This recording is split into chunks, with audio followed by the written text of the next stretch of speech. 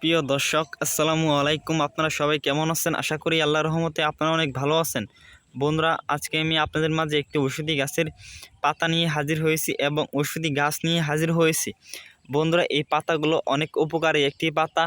বন্ধুরা, আপনাদের যাদের অনেক জন্ডিসের সমস্যা, জন্ডিসের কারণে কিন্তু আপনারা কোনো কিছু খেতে পারেন না, কোনো কিছু খেতে গেলে আপনার বমি চলে আসে, তাদের জন্য আজকে আমি একটি ঔষধি গাছের পাতা নিয়ে হাজির হয়েছি। বন্ধুরা, এই পাতাগুলো যদি আপনারা দেখতে পাচ্ছেন, এই পাতাগুলো যদি আপনারা সেবন করেন তাহলে আপনাদের জন্ডিসের সমস্যা দূর হয়ে যাবে। বন্ধুরা, আজকে আমি আপনাদের এই ঔষধি গাছের সাথে পরিচয় করে দিচ্ছি।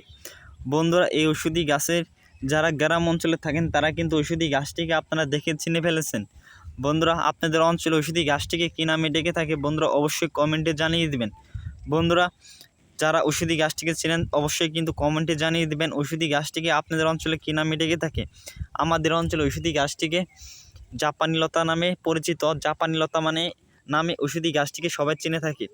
বন্ধুরা, তারপর ঔষধি গাছের পাতাগুলো আপনারা কীভাবে সেবন করবেন তা আমি আপনাদের বিস্তারিত নিয়মটি বলে দিচ্ছি। যদি বন্ধুরা আমাদের সম্পূর্ণ ভিডিওটি আপনারা না দেখেন তাহলে কিন্তু আপনারা বুঝতে পারবেন না এই ঔষধি গাছের এই পাতাগুলো আপনারা কীভাবে সেবন করবেন। অবশ্যই আমাদের সম্পূর্ণ ভিডিওটি দেখবেন এবং নিয়মকানুন মেনে ঔষধি গাছের এই পাতাগুলো আপনারা যদি সেবন করেন তাহলেই আপনাদের জন্ডিসের সমস্যা দূর হয়ে যাবে।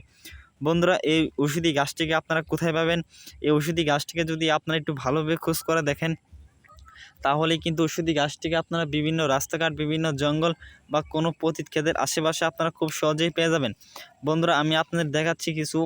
এই যে বন্ধুরা, এই ঔষধি গাছের এই ডোকাগুলো দেখতে পাচ্ছেন, এই ডোকাগুলো আপনাদের অনেকটি কচি কচি ডোকাগুলো আপনারা ছিঁড়ে নিতে হবে।